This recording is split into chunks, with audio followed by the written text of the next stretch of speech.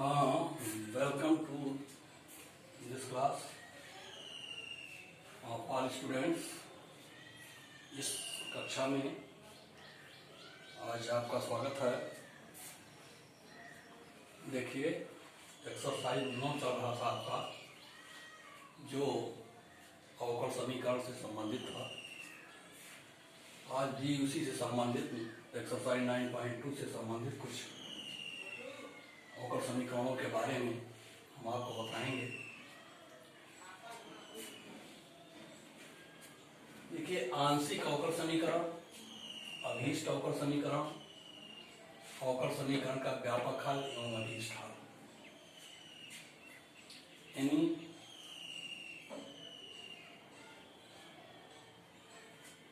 व्यापक हल, general solution and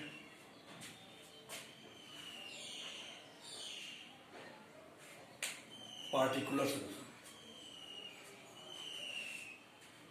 particular solution and क्या कहेंगे आप, general solution, general and particular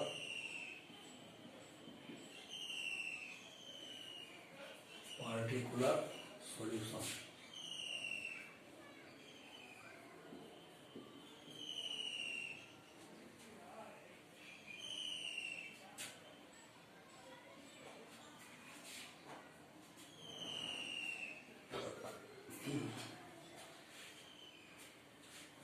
आंशिक अवकल समीकरण वह है अवकल समीकरण जिसका पूर्ण रूपेण से अवकलन न किया गया हो। यानी अवकलन में कुछ अचर, जिस अवकल समीकरण में कुछ अचर और विद्यमान रह गए हों, शेष बचे हों कुछ अचर, या अचर को किसी x और y से विलोपित करके समीकरण को बना दिया गया हो और उसको अवकलन द्वारा दूर किया जा सकता है, तो इस तरीके का अवकल समीकरण आपका आंशिक अवकल समीकरण होता है। एक उदाहरण से आप देखें, y इक्वल टू mx, जहां m बराबर है y बाई x। देख लीजिए, dy dx इसका होगा m। अब dy dx equal to y by x हो गया, अर्थात x dy dx equal to y। यह एक आंशिक अवकल समीकरण कैसा है, आंशिक अवकल समीकरण। क्यों? क्योंकि m का मान यहां रखा गया है x y के रूप में। इस m को भी एक बार और अवकलित करके दूर किया जा सकता है, नहीं किया गया है। लेकिन चूंकि यह अवकल समीकरण है, आप जानते हैं परिभाषा में कि x और y तथा y के अवकलन अगर मौजूद हैं तो अवकल समीकरण कहलाता है। ये अवकल समीकरण है, लेकिन आंशिक अवकल समीकरण एक बार और अवकलन करने से यह समाप्त कर सकता था, लेकिन नहीं किया गया, तो ये अवकल समीकरण है लेकिन आंशिक है। दूसरा देखिए, y equal to mx plus c, परंतु m equal to y minus c by x, तब dy dx equal to m equal to y minus c बटे x, तब x dy dx minus y plus c equal to 0। यह एक आंशिक अवकल समीकरण। इसमें देखिए c विद्यमान है, जो एक अचर है, इसको दूर किया जा सकता था, या m को भी दूर किया जा सकता था। चलिए, अब आता है अभीष्ट अवकल समीकरण। इस पर ध्यान दें, y equal to mx plus c कोई वक्र है, तब dy by dx equal to m होगा, और d square y by dx square बराबर 0 होगा। यह एक अभीष्ट अवकल समीकरण है। देखिए, इसमें सभी अचर को अवकलन द्वारा, उत्तरोत्तर अवकलन द्वारा समाप्त कर दिया गया है। उत्तरोत्तर अवकलन द्वारा समाप्त कर दिया गया, d square y by d, 2 बार अवकलन किया गया, y डबल डैश हो गया, y डबल डैश बराबर 0। ऐसे दूसरे को देखिए, y equal to mx plus c dy by dx equal to m, फिर d square y by dx square equal to 0। यह भी एक अभीष्ट अवकल समीकरण। आप ध्यान दें कि दोनों समीकरण y equal to mx, y equal to mx plus c का जो अभीष्ट अवकल समीकरण है वो समान है। डी स्क्वायर वाई बटे dx स्क्वायर बराबर 0 है। ध्यान दें, तो आप देख रहे हैं कि अभीष्ट अवकल समीकरण में समानता है, लेकिन आंशिक अवकल समीकरण में थोड़ी भिन्नता है। अब आता है अवकल समीकरण का व्यापक हल क्या होता है। देख लीजिए, एक अवकल समीकरण, आंशिक अवकल समीकरण आपको ले लेने, x divide dx minus y बराबर 0, तो इसको लिख सकते हैं x डिवाइड dx बराबर y, या dy by y equal to dx बटे x, ऐसे लिखा जा सकता है। देखिए हल कर दीजिए, आ जाएगा। यानी x का फलन x के साथ, y का फलन y के साथ लिख दिया गया, dy के साथ y को कर दिया गया, dx के साथ x को कर दिया गया, ये किया गया है। इसका समाकलन कर दीजिए, समाकलन integration dy by y equal to integration dx by x। अब आप पढ़े होंगे अवकलन के सूत्र में 1 by x equal to d d x of log x होता है, तब integration of dx by x equal to log x होगा।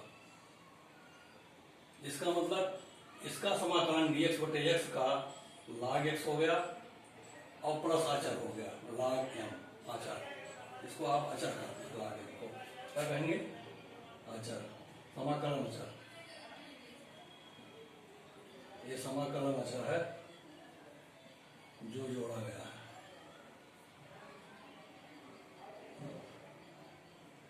log m समाकलन अचर, देख लीजिए log m समाकलन अचर हो गया। log m टू बेसी, log में क्यों जोड़ा गया है ये भी जान लीजिए, c लिख देते थे या कुछ लिख देते थे आप लोग। log m का आप देखिए अवकलन करेंगे तो शून्य आएगा, x के सापेक्ष अवकलित करेंगे शून्य आएगा, इसका मतलब एक अचर है ये, दूसरे हो गया कि ये अचर है। log में क्यों लिखा गया, क्योंकि दोनों पक्ष हमारे log में हैं, इसलिए अचर हमने log में ही जोड़ा है। दोनों पक्ष log में है अर्थात जोड़ा गया अचर log में, log m में जोड़ा गया। अब log m यानी x और m दोनों log धन चिन्ह के साथ हैं, इसका गुणा हो जाएगा mx, log mx। ये आप log के फॉर्मूले में देखे होंगे, log m धन log n equal to log m, log mx हो गया, तो log y equal to log mx to बेसी, दोनों का आधार समान है, दोनों तरफ log का आधार ही है। अब दोनों तरफ का एंटी log ले लीजिए, log हटा दीजिए, तब y इक्वल टू mx, ये व्यापक है। अर्थात आप अवकल समीकरण से व्यापक हल प्राप्त कर रहे हैं। आ गया y इक्वल टू mx, ये व्यापक हल है। अर्थात अवकल समीकरण से फलन को प्राप्त कर लीजिए तो व्यापक हल कहलाता है। परिभाषा आप समझ गए होंगे कि अवकल समीकरण से फलन प्राप्त करना या वक्र का समीकरण प्राप्त करना व्यापक हल कहलाता है। अब आता है टी स्क्वायर वाई बटे डी एक्स स्क्वायर बराबर 0, अभीष्ट हल है, अभीष्ट अवकल समीकरण है। अब अभीष्ट अवकल समीकरण से कैसे प्राप्त करते हैं इसको देख लीजिए। इसको लिख सकते हैं y double dash D x बराबर 0 को लिख सकते हैं dm बाई डी एक्स। यम अचर है तो अचर का अवकलन गुणा शून्य होता है, इसलिए शून्य के बराबर ही होगा। D d x of m, अचर का अवकलन गुणा शून्य है तो शून्य की जगह पर इतना लिख दीजिए dm बटे D x into D x. का समाकलन हो गया, देखिए दोनों साइड का समाकलन हो रहा है। y डबल डैश का समाकलन x के सापेक्ष y डैश होगा और dm का समाकलन ये होगा integration of dm equal to m। समाकलन से लिख दिया गया है, समाकलन से सूत्र आप जानते हैं, dm by dx equal to 0 होता है, यानी integration of x raise power n dx equal to x raise power n plus 1 बटे n प्लस 1। तब यहाँ dm है अर्थात m की घात 0 इंटू dm, तो m की घात 0 प्लस 1 अर्थात m बटे 1, m आ गया ये। आप देखिए फिर इंटीग्रेशन ऑफ y dx कर दीजिए, दोबारा इंटीग्रेट कर दीजिए y dx को, तब बराबर आएगा m dx plus 0 dx। 0 dx अचर हो जाएगा ये इंटीग्रेशन ऑफ, जैसे m यहाँ आया था, यहाँ की बार m ना लिख करके c लिख दीजिए, जीरो का अवकलन समाकलन सी और एम डी एक्स का m x, y equal to m x, व्यापक हल। यानी d square y by d x square एक अभीष्ट हल से जब हम व्यापक हल प्राप्त करते हैं तो वक्र के कुल का समीकरण प्राप्त हो जाता है। वक्र के कुल का समीकरण प्राप्त होता है, इसे हम वक्र के कुल का समीकरण भी कहेंगे। यह अभीष्ट हल से प्राप्त होता है। आंशिक अवकल समीकरण का जब हम हल करेंगे तो यह नहीं प्राप्त होगा। अभीष्ट अवकल समीकरण से जब हम व्यापक हल निकालेंगे तो हमें व्यापक हल में वक्र के कुल का समीकरण y equal to m x plus c देखिए प्राप्त हो गया। यह c और के भिन्न भिन्न मानों के लिए, c के भिन्न भिन्न मानों के लिए अलग अलग होगा। एक समूह होगा सरल रेखाओं का जो एक दूसरे के समानांतर होंगे, जिसमें मान भिन्न भिन्न होगा। अब आता है अवकल समीकरण का विशिष्ट हल। देख लीजिए, आप व्यापक हल देख लिए, विशिष्ट हल देखिए। व्यापक हल y equal to m x plus c वक्र बिंदु √3 और 1 से जाता है तो x बराबर √3, y बराबर 1, तब 1 बराबर √3 और 1, y के जगह पर 1, m के जगह पर √3, x के जगह पर √3, m को m का मान 1/√3 होगा हल करने पर। यह मान रखने पर y इक्वल टू 1/√3x अर्थात y √3 बराबर x या y √3 माइनस x बराबर 0, यह एक विशिष्ट हल है। विशिष्ट हल क्यों है? क्योंकि यह एक निश्चित बिंदु दिया गया है √3 और 1, √3 और 1 एक निश्चित बिंदु है, वहां से जाता है ये वक्र, इसलिए y √3 माइनस x बराबर 0 एक विशिष्ट हल है। एक विशेष शर्तों पर यह हल प्राप्त हुआ है, इसीलिए इसको विशिष्ट हल कहा गया है। अब देखिए, x बराबर 1 हो, y बराबर 2, m बराबर 1 हो, तब y बराबर एम एक्स प्लस सी में c का मान आएगा y माइनस एम एक्स अर्थात 2 - 1 × 1 बराबर 1, तब y equal to m x हो गया x प्लस 1 या x माइनस y प्लस 1 बराबर 0, यह भी एक विशिष्ट हल है। y equal to m x plus c का एक विशिष्ट हल है।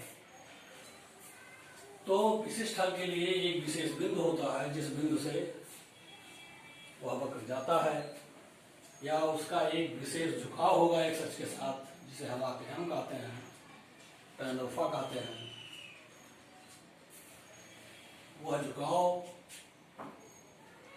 विशेष झुकाव और विशेष बिंदु दोनों अगर दिए हुए हों और वो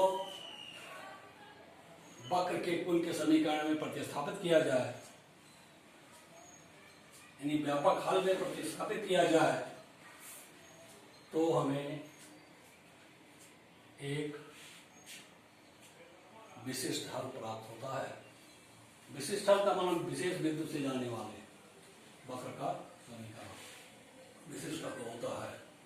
बहुत आसान सी बात है, विशेष बिंदु से जाने वाले वक्र का समीकरण विशिष्ट हल होता है, ठीक है।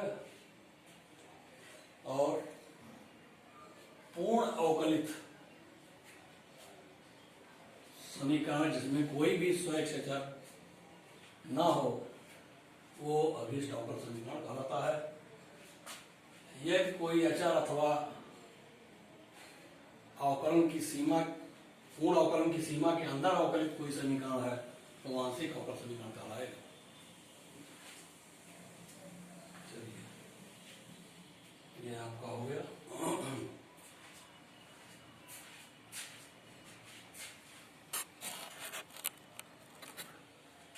एक्सरसाइज 9.2 क्वेश्चन नंबर 1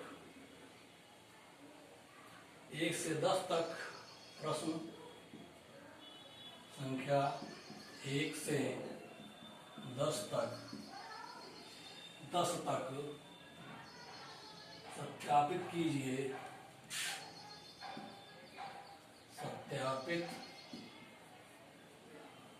कीजिए, कि दिया हुआ फलन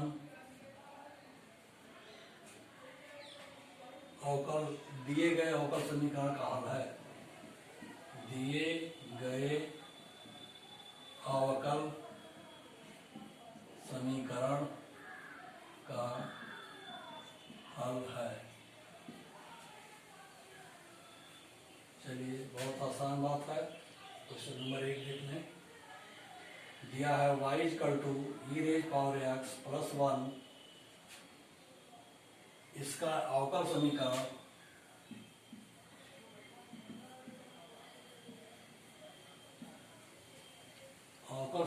है y double dash minus y dash equal to 0। बहुत आसान है, इसका dy dx निकाल दीजिए। dy dx इक्वल टू होगा e⁻x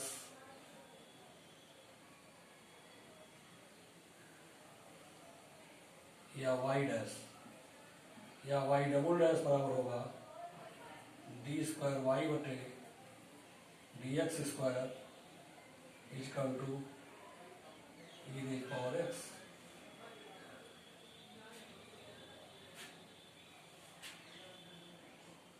ये तो हो गया, ये एक हो गया। यहाँ लिख दी समीकरण 2 में से एक को घटाने पर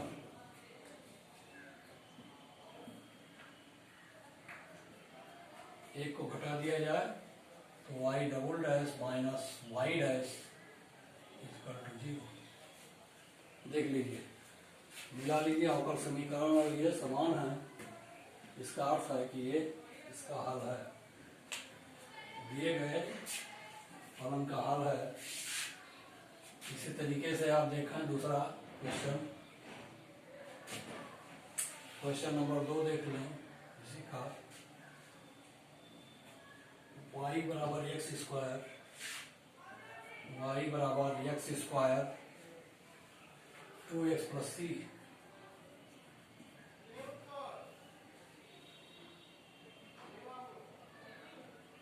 इसका देखिए विशिष्ट हल दिया हुआ है। अवकल समीकरण, इसका अवकल समीकरण दिया हुआ y डैश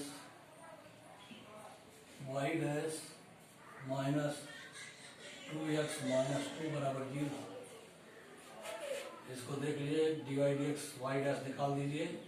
ये होगा 2x प्लस 2, इसको पक्षांतर कर दीजिए तो y dash minus 2x minus 2 बराबर 0। मिला लीजिए, ये सत्य है, कोई दिक्कत नहीं है। अब आए आप अगला देखें, क्वेश्चन नंबर 3 देख लें। क्वेश्चन नंबर 3 है आपका y बराबर cos x plus c. cos x plus c, यहाँ आपका है y dash plus sine x equal to 0।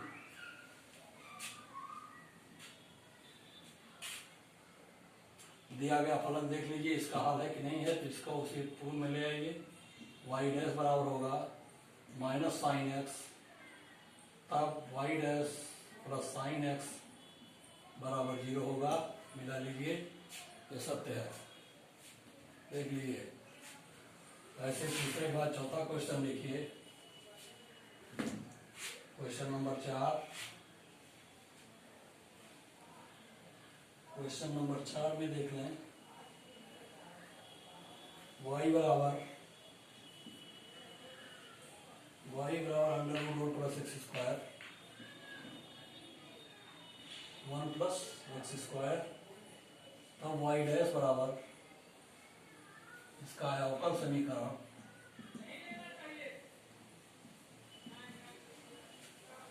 y dash बराबर x y upon 1 plus x square. देख लीजिए, इसका y डैश निकाल दीजिए। y डैश बराबर होगा 2x बटे 2 under root 1 plus x square. बराबर एक्स बटे under root 1 plus x square, y से गुणा भाग कर दीजिए,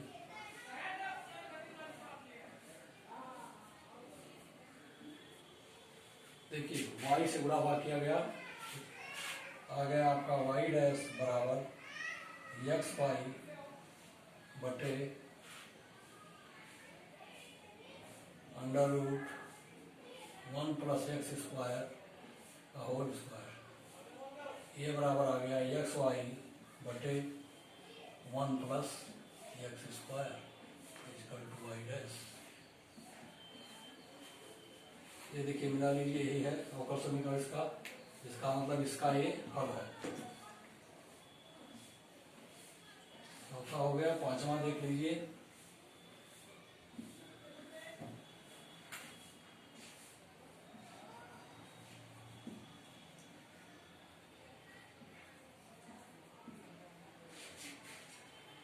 क्वेश्चन नंबर 5,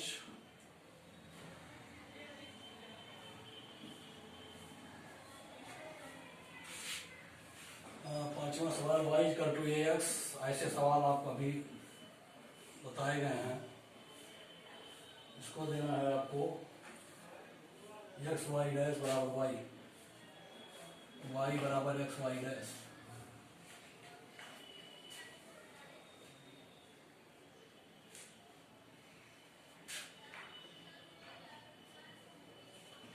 तब यहाँ देख लीजिए वाई डैश बराबर होगा,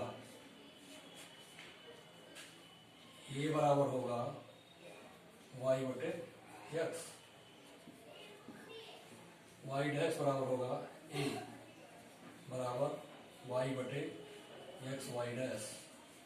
अब वाई बराबर होगा एक्स वाई डैश, मिला लीजिए यही है। क्वेश्चन नंबर 5 देख लीजिए आसानी से। अब आता है क्वेश्चन नंबर 6 आपका।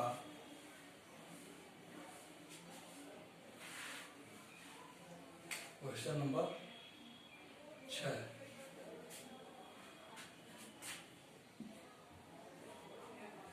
देख लीजिए, छठवां है वाई बराबर एक्स साइन एक्स, वाई बराबर एक्स साइन एक्स, इसका अवकल है, अवकल समीकरण दिया है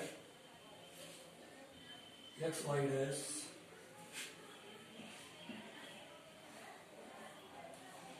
बराबर y plus x under root x square minus y square, ये अवकल समीकरण है इसका। इसका अवकलन कर दीजिए, कोई दिक्कत, एक बार अवकलन करना है। ये हो जाएगा वाई डैश बराबर, दो फलनों का गुणनफल है, फर्स्ट फलन differentiation of second x cos x plus second फलन differentiation of first equal to 1।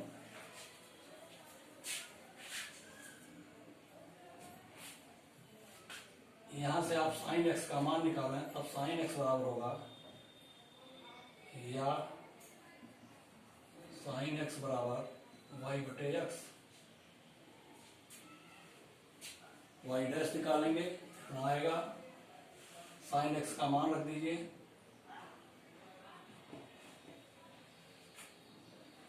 Cos x का मान रखिए, कास और साइन दोनों का मान रखना इसमें।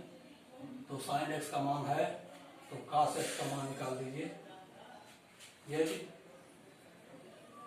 साइन एक्स बराबर है वाई बटे एक्स, तब कास एक्स बराबर होगा अंडर रूट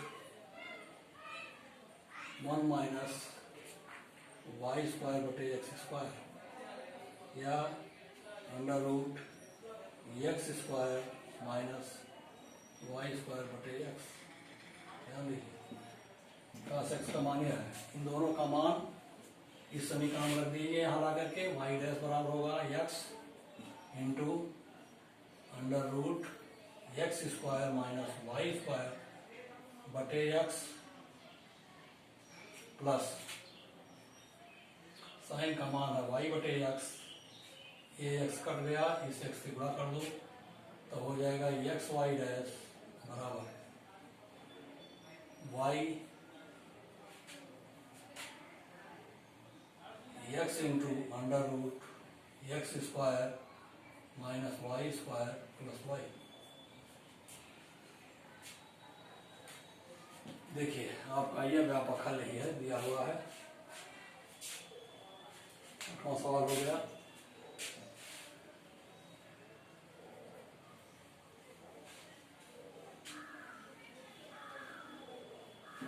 यह आपको मिल गया है सोल्यूशन था पूरा। बाकी कुछ और है जो आप देखेंगे करेंगे।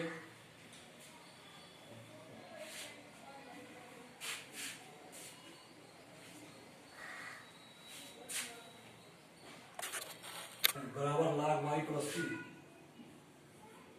log y प्लस सी क्या हाल आएगा, y डैश बराबर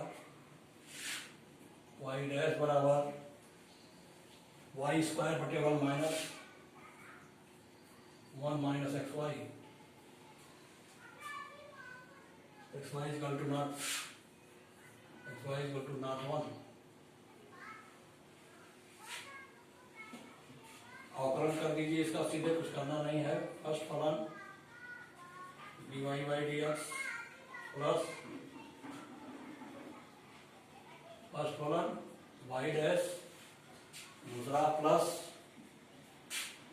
फलन इंटू 1 बराबर log y का अवकलन x के सापेक्ष 1/y into y dash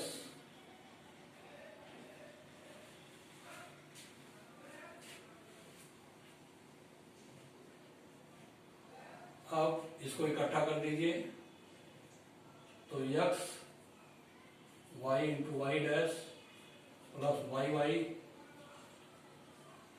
square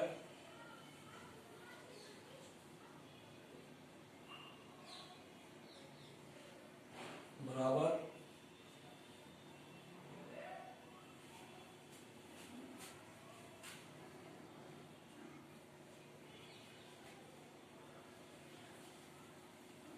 y dash. इसमें से कुछ कॉमन है, देख लीजिए।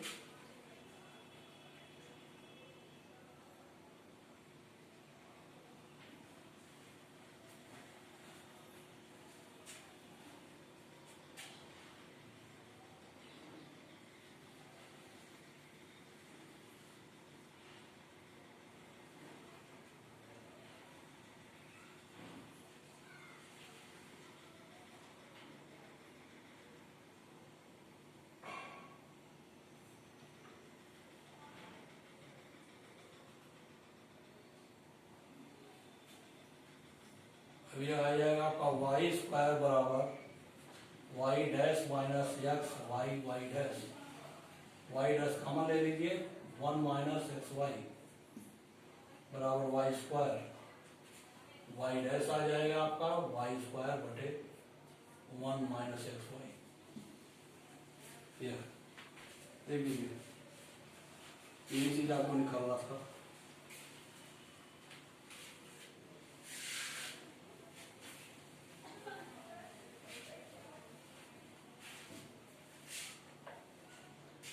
अब आगे का 8, 9, 10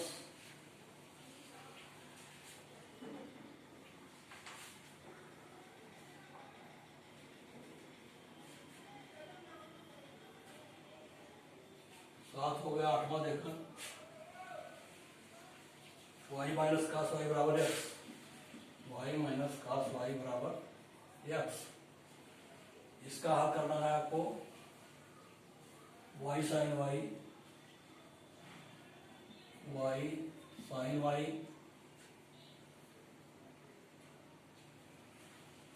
plus cos y plus x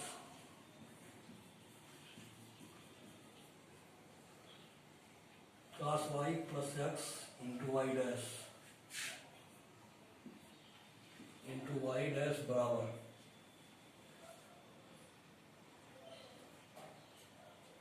Y.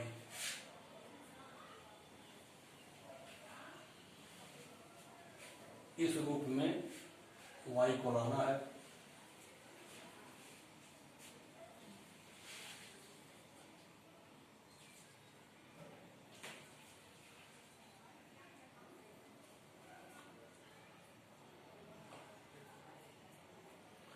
अब इसको x के सापेक्ष अवकलन कर दीजिए तो यहाँ हो जाएगा 1 x के सापेक्ष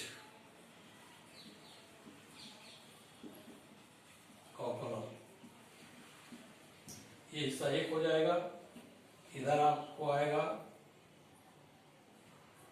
y dash into 1 plus cos 1 plus sign.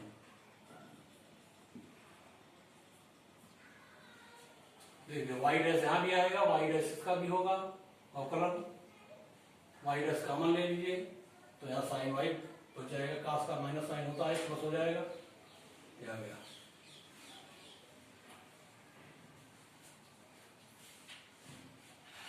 यहाँ से cos का मान निकालिए, cos y का। अब cos y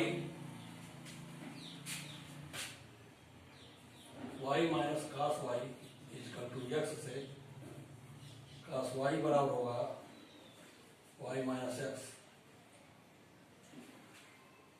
तब साइन y बराबर अंडर रूट 1 माइनस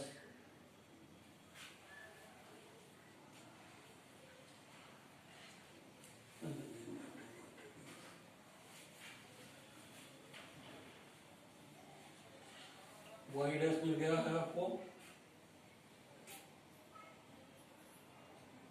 दोनों पक्षों में y से गुणा कर दिया जाए, हमें यहाँ y लाना है तो दोनों पक्षों में y से गुणा करो। दोनों पक्षों में y का गुणा,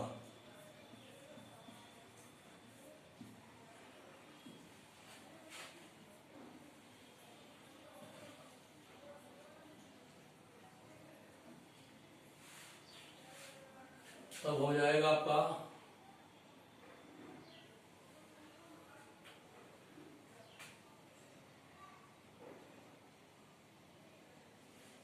y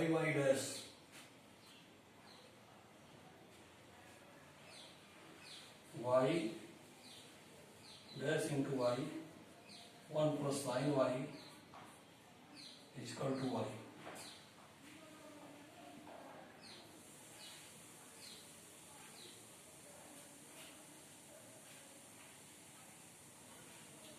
आपको y डैश रख करके बाकी y को अंदर कर लीजिए, तब ये हो जाएगा y dash y plus y sine y equal to y। देखिए y को अंदर ले गया, कुछ करना नहीं है अब आपको। y डैश हो गया, y का मान है लिख लीजिए x plus cos y, x plus cos y plus y sine y equal to y। यही चीज आपको हल करना था, देख लीजिए।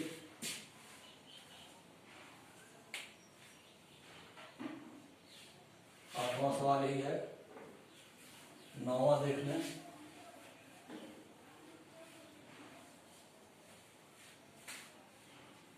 क्वेश्चन नंबर 9 इसी का, x plus y equal to tan inverse y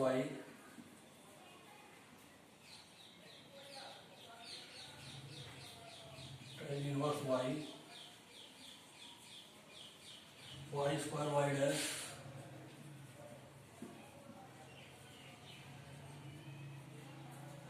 plus y square plus 1 equal to 0। ये आपको दिया हुआ सवाल में, ये और दिए हुए हैं, तो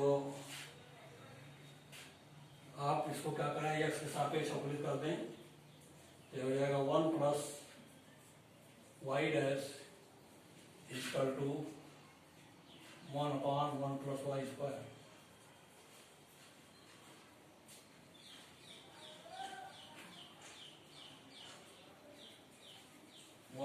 वाई स्क्वायर एक्स के सापेक्ष आपने किया है इंटू वाई डैश, ये आएगा। देख लीजिए एक्स का अवकलन 1, वाई का वाई डैश, tan वाई का 1/1 plus y square into d y by d x अर्थात वाई डैश। इसी को आप हल कर दें, इसका गुणा इसमें हो गया तो आ गया 1 plus y square plus y dash plus y square y dash equal to y dash.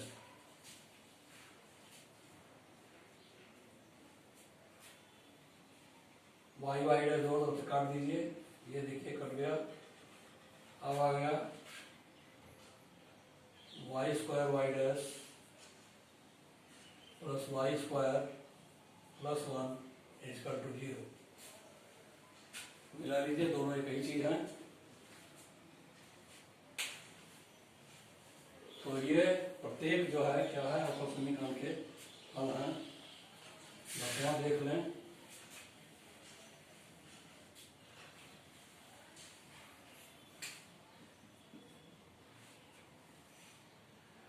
y equal to under root a plus a square minus x square.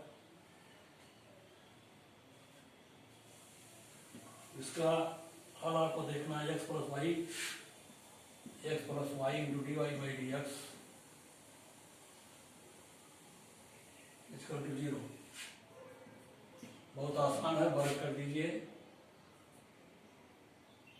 तो वाई स्क्वायर बराबर होगा ये स्क्वायर माइनस एक्स स्क्वायर। देख लीजिए दोनों का वर्ग करने पर या x square plus y square equal to a square. X के साथ अवकलन कर दीजिए, अवकलन द्वारा देख लीजिए क्या आएगा 2x होगा अवकलन द्वारा, यहाँ 2y dy by d x equal to 0। 2 से भाग दे दीजिए, अब आ जाएगा x plus y d y by d x equal to 0 या x into x plus y y dash बराबर 0। इसको ऐसे भी लिखते हैं x plus y y dash बराबर 0। ये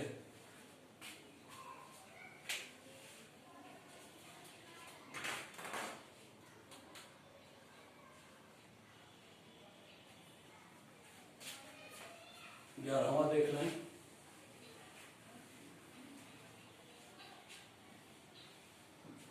ग्यारहवां आपका विकल्प है 4 कोट वाले अवकल समीकरण के व्यापक हल में उपस्थित स्वयं चरों की संख्या।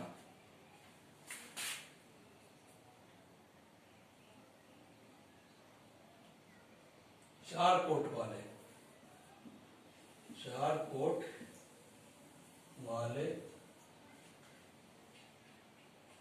अवकल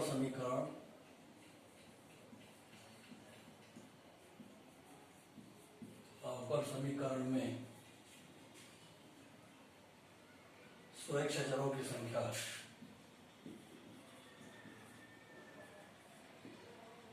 स्वयं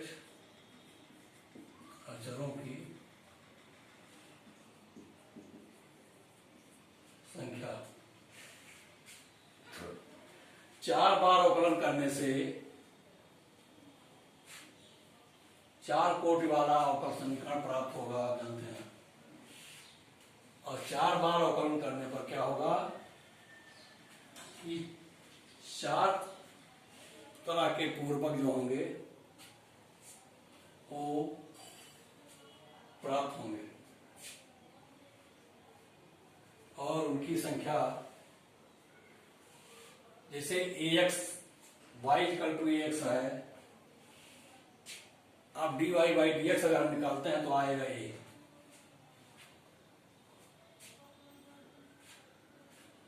इसका मतलब एक अचर तो यही हो गया, यानी एक अवकलन पर एक अचर आपको प्राप्त हुआ। तब इस प्रकार अगर हम 3 अवकलन 4 अवकलन करते हैं कह रहा है 4 कोटि वाले हैं, तो इसका मतलब 4 बार अवकलन किया गया है, तो इनकी संख्या हो जाएगी 4। तो क्षेत्रों की संख्या 4 होगी, क्योंकि 4 बार अवकलित हो चुका है, तो स्वयं कितने मिलेंगे आपको? 4 मिलेंगे।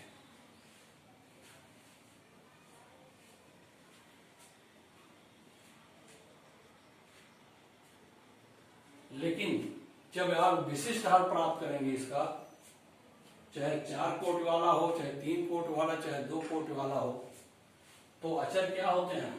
अचर का अवकलन शून्य हो जाता है। तो उपस्थित स्वयं जो है विशिष्ट हलों में क्या हो जाते हैं?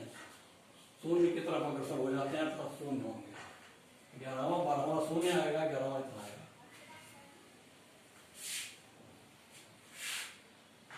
12वां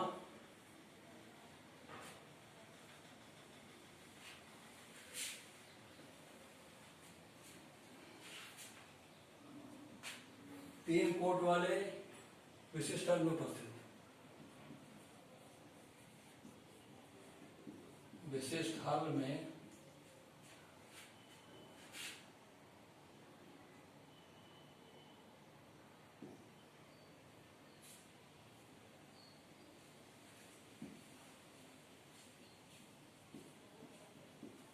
तीन कोट वाले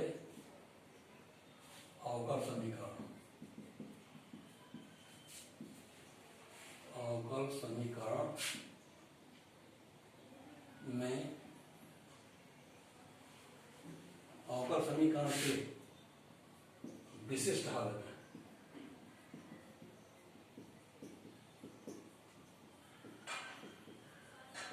स्वयं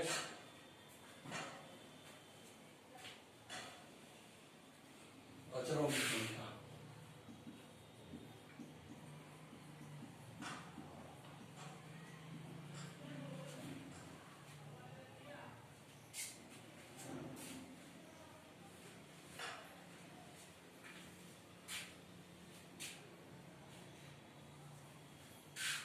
शून्य होगी।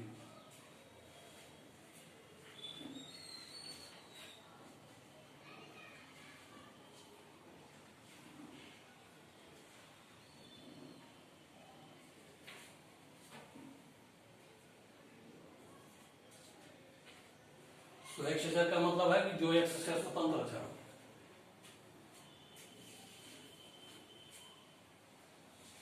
तो 3 बार अवकलन के बाद 3 कोटि का समीकरण प्राप्त होगा, और जब उसको हम समाकलित करते जाएंगे, समाकलन करने के बाद व्यापक हल प्राप्त होगा। व्यापक हल में जब हम एक किसी बिंदु का विशिष्ट हल रखेंगे, इस y और इसका मान रखने पर विशिष्ट हल में क्या होगा? आपका स्वयं अचर 0 हो जाएगा।